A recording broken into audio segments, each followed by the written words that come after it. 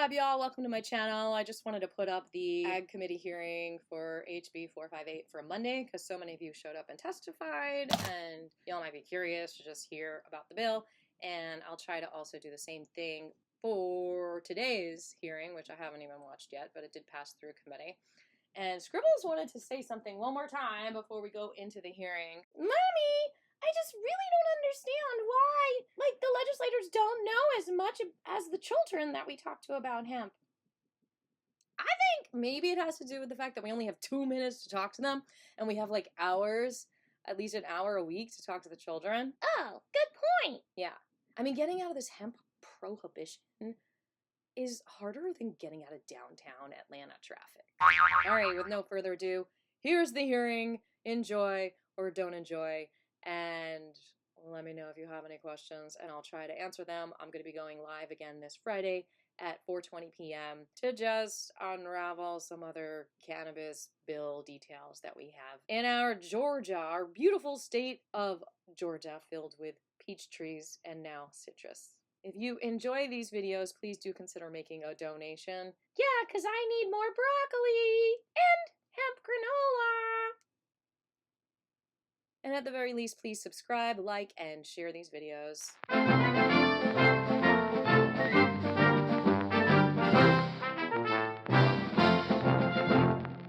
Next on our committee, I'd like to ask Chairman Clay Perkle to speak to 458. Thank you. Hello, you got me? Thank you, Mr. Chairman. I do want to, and I hate to correct my chairman, who I love with all my heart, but I'll be honest with you, 8 o'clock in the morning, I think would be wonderful for that Dickey's Good Peach Ice Cream. So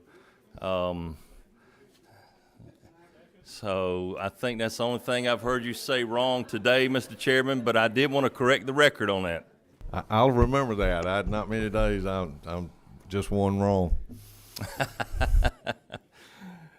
Okay, so we've talked about this bill before, and I do feel a little uncomfortable presenting this bill, as I did vote no on the inaugural hemp bill. But I do feel like this is important, that we provide the belt and suspenders, that we put in safeguards in the industry.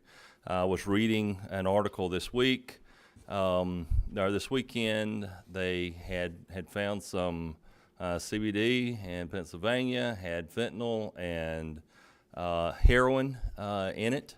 I know a similar situation in Alabama last week. We want to make sure that which Georgia consumers consume, they know what's in it.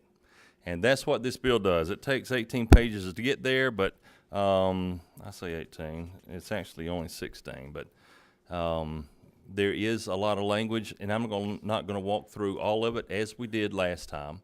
I'm going to talk to you about changes I made from the last bill that we looked at, and then entertain some questions. And I have, I think, several people that might want to speak on this today. So on lines 33, 34, 35, we specified the 0.3% on a dry weight basis to make sure that this is the federal standard as it is now. If the feds decide to change later, then there would need to be action by this body. But right now, the 0.3% THC is where it's at. At the proper moment, though, Mr. Chairman, on line 33, I would like to take out the isomers of Delta-9 THC on line 33, as well as on line 260 and 261, isomers of Delta-9 THC. And I have someone who knows why we're doing that that will speak afterwards. So please don't peg me down on that one, as it is somewhat difficult for me to answer with my limited knowledge set. I did take out on the first paragraph of your last bill, it included that the revenue generated from this particular code section would then go back to the Department of Agriculture. Had some pushback on a similar bill in the Senate side, And so as a general rule, it goes to the general fund of the state, and that way we could keep up with it. My friends on appropriations will thank me profusely for that particular, although I would like to see the revenues go back to the Department of Ag. It seemed to be a sticking point in the Senate. I had someone ask me about all of the residual solvents that we are beginning like on 995 and following. And this is to make sure that our product is safe. These are the solvents that are used that can be used to make the products that we use if they have acetates and hexanes and toluene that could provide for an unsafe product for our consumer. And so it is a fairly voluminous bill, but in order to make sure that we have all the boxes checked, to make sure that the product that we provide that has a QR code on it, that what it says is in there and nothing else. There was one additional change on line 148, 149. Previously, there was only a background check required at when the license was applied for. I added language. It seemed to be a sticking point in the Senate there again, and it provided for background check be every 3 years. There still must be an affidavit signed annually, making sure there's no changes, but we will actually do a background check in this language there every 3 years. I would there again like to thank General Counsel for Legislative Counsel for taking my phone calls yet again. And there's another spot that I meant to talk to Department of Ag about before I got up here that is not a change that I think might be effective instead of January 1, 2024, the effective date. I am concerned that we need this as soon as possible. And I know that not wanting to put the Department of Ag at a tough spot right now, but perhaps July 1 of this year, because I honestly believe that consumers are at risk when we don't have this bill. So those are the three changes that I would suggest, Mr. Chairman, that's not in this, taking the isomers out and adding in the effective date to July 1. Thank you, Mr. Chairman. I appreciate your work on it here and trying to make these products safe for consumers.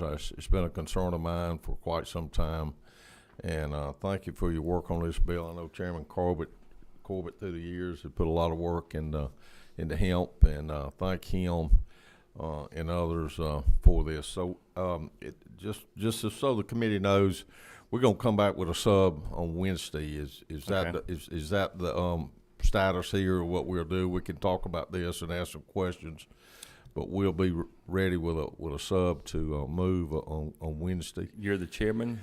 Serve at your pleasure here, I sir, think my that's friend. probably the best thing we can do today, but we can get those changes made and have it ready for Wednesday. So that's what I'd like to do. Okay. We do have some questions. I'll go to Lewis Ward. Thank you, Mr. Chairman. Before I ask my question, which LC are you reading from? LC 510358S. Okay, great. It was the sub.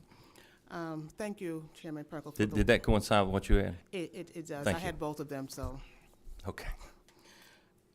Lines 218 through 222, and the current code has parameters for a minimum bond and Yes. a maximum bond.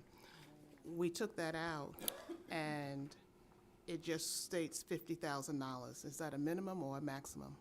This is just what the bond shall be. So it's both a minimum and a maximum. Thank you.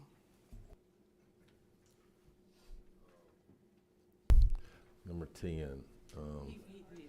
You get okay. I'm sorry for the small room we have. It's I apologize.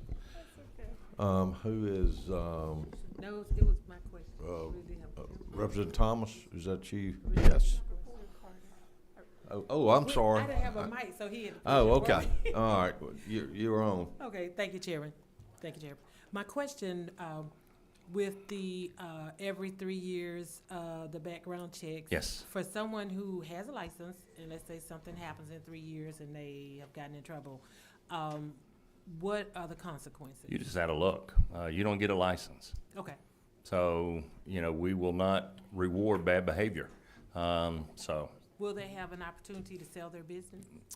I would think that there would be, that you would certainly want to liquidate your business if you couldn't do the license. So we have not addressed that here, but I would think common sense.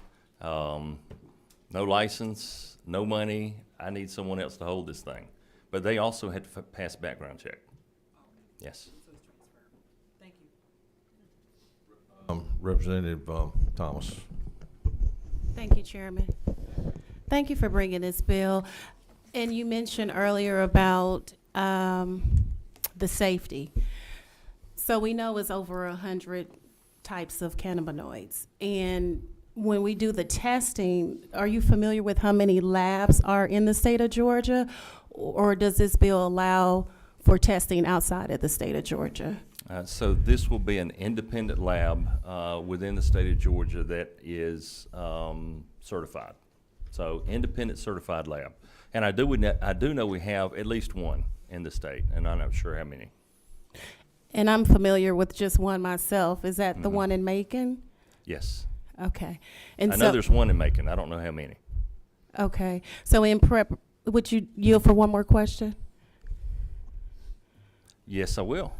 In preparation for this bill to go forth and having many vendors in hemp, would that one location suffice or? So that is such an easy question. I'll have James Allen Bryant's dad, Russ, answer that for me if that would be possible. That would be great. Thank you. The way the bill's faced now. You need to come up here, my friend. Is that okay, Mr. Chairman? I didn't Yes. mean to jump Yeah, go ahead. around, but he is someone that does have an expertise in this area, and he will be able to answer. Tell who you are and who you represent. Good afternoon. I'm Russ Bryant. I'm with Second Century down in South Georgia, Osceola. To answer the question about the lab, the iOS, that according to this bill, as long as it is approved by the state. So there are a lot of labs out there all across the country. As long as they have the iOS standardization, then I think it will. It's my understanding that we would be able to test that there. Okay, and I see counsel is shaking his head. That's okay. And your second question was? How many more? Okay, Well, now- we're gonna Would go. now Would there's that more. one suffice? I mean, anticipating You new know, vendors in this movement and Georgia being heading towards #1 in hemp. currently, being that we're the only processor in the state of Georgia, obviously there's going to be some lag there.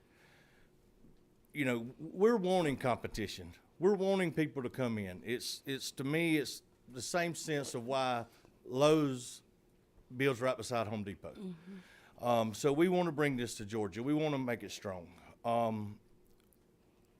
I know that the lab in Macon, I think they can process a full panel about every 15 minutes is what she's told us. How many? 100 a day. So that would be a lot of testing. And I think that there will be a lot of testing at the beginning of this. And being that the test is good for 12 months, the testing should slow down unless we have a lot of companies come in fairly quickly. Thank you. You're welcome. Thank you. Representative Bentley. Thank you, Mr. Chairman. Chairman Perkle, thank you for your work on this bill. I'm just curious to know how would this bill actually impact the two land grant institutions in the state, Fort on. Valley and UGA? Come on, I really thought you was going to ask how it's going to impact the funeral home business.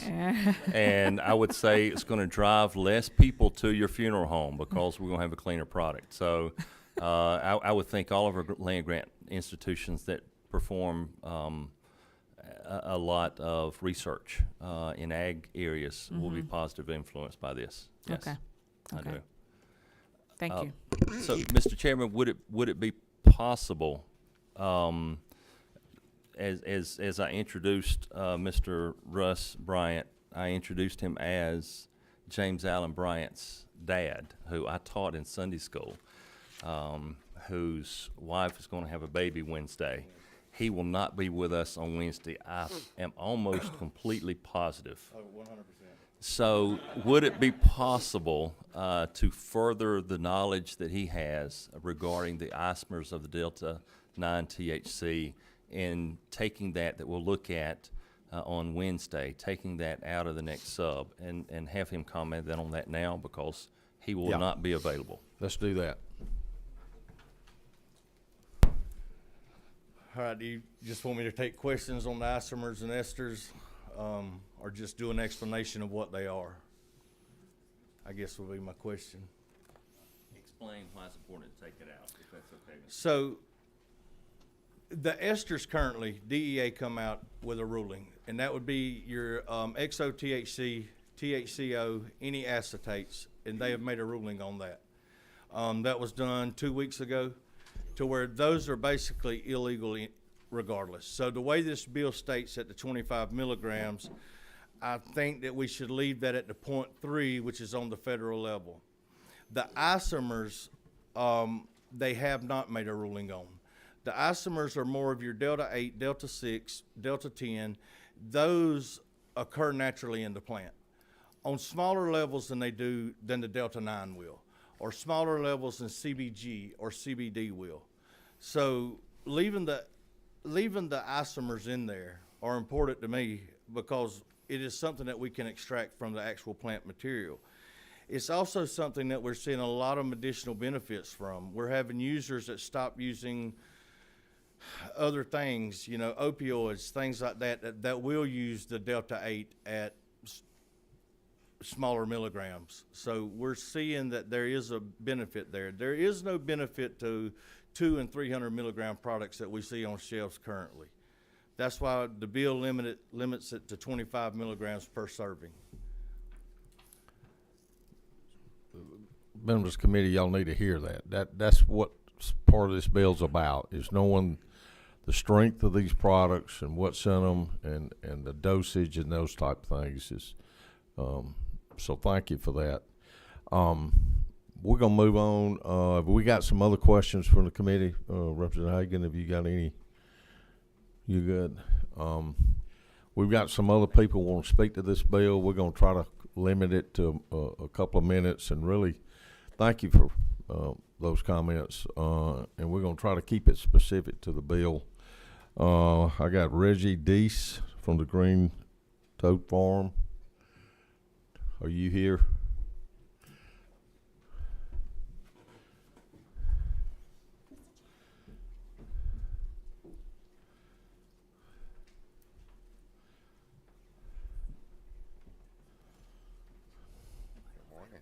How are you? Well, I didn't think my name was going to get called that soon, but thank you. I just want to add that I totally agree with this bill.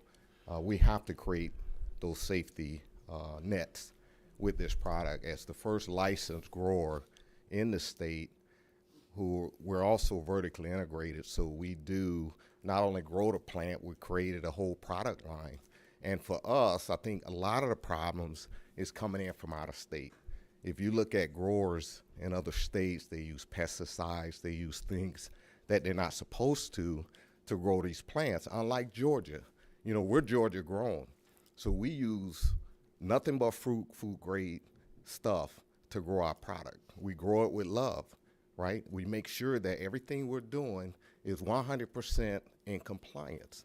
The problem is when this stuff comes in from other states, we have to have a way to test it to keep Georgia safe. So I'm all for that, and I think that that'll help protect us in the state and protect our consumer as we grow this industry. We're agriculture, right? And that's what I want to truly influence.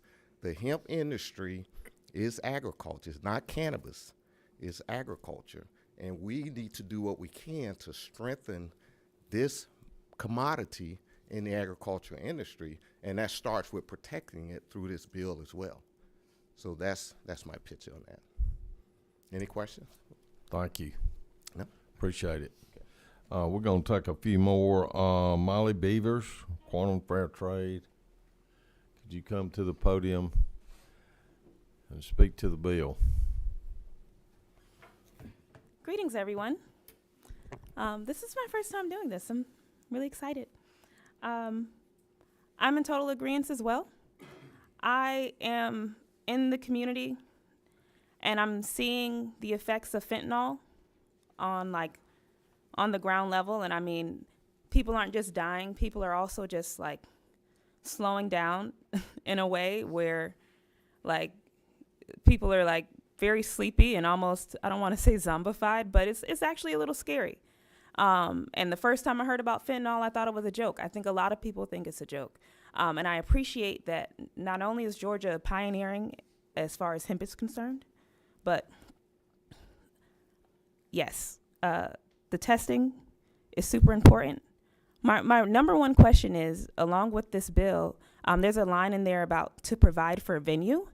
I want clarity on what venue means. Does that mean venue to grow? Does that mean to provide more testing centers, more processing centers? Because I don't think that one processing center is going to do it.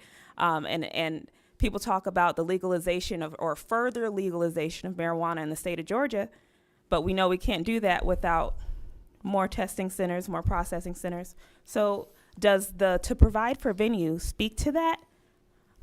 Well, you can speak to the author of the bill. I think anybody's open to open up a testing center. I know medical marijuana bill, who's totally separate from this hemp bill, addresses testing on that side of the thing. So, but speak to the author later. Appreciate your comments. Thank you for coming. Also, David from cherryo.org.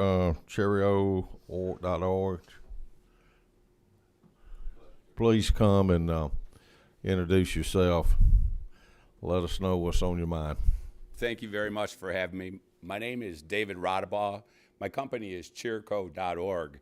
I actually just ran for agriculture commissioner as a libertarian candidate. Unfortunately, didn't win. As a matter of fact, Molly Beavers, the previous speaker, was also ran as agriculture commissioner as an independent. So we're both here from a kind of a knowledgeable standpoint. And what I'd like to address is really, I think we're kind of being misled a little bit here by these different terminologies. And we're also being misleading the public of Georgia by trying to create this difference between cannabis and hemp. Cannabis is the overall plant strain. Hemp is a low THC version of cannabis. Cannabis is often known because it has a higher quality or quantity of something called delta-9 THC. So we have somehow tried to separate these individual cannabinoids, saying that delta-8, because it's derived from hemp, which gives the almost same exact response to the human body as delta-9 that was derived from cannabis. So as we spend time talking about what and how we should make certain of these chemicals illegal, while indeed we already have legalized other ones, is a misuse of your time, and it's a misdirection of our public. So what I really hope that we do is we get some chance of someone to come in here, address the group very directly about what cannabis is. It's not a mystical plant that changes anything. It is part of the hemp family. So we have to start addressing those things realistically. We are behind the times from all the other states around us as far as our legislative activity in this arena. We're missing out on health benefits. We're putting people in jail who shouldn't be put in jail for this. All of these reasons are one that we should take time to really understand that the cannabis plant is part of the same thing that we've already legalized through hemp. As we try to backdoor these individual laws to pigeonhole how we're going to prosecute and criminalize use of this plant further, all we're doing is penalizing our voters, the citizens of Georgia. So what I suggest is we take time and we actually redo this bill. We actually go one step further and really understand what legalization of marijuana means to the state. It's not going to create a bunch of zombies. And I said often on the campaign trail, anyone who wants to smoke weed is smoking weed.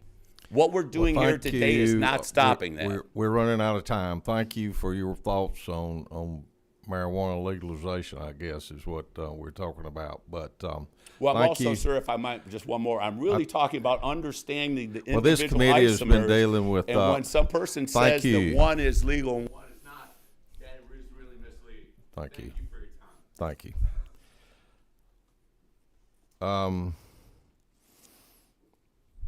Michael Hart's from Georgia Hemp Association.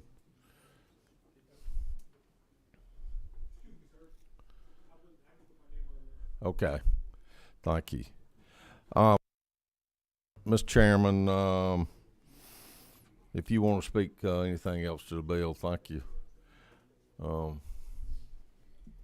thank you. I do thank you for listening. Oh, Catherine Russell could speak to it.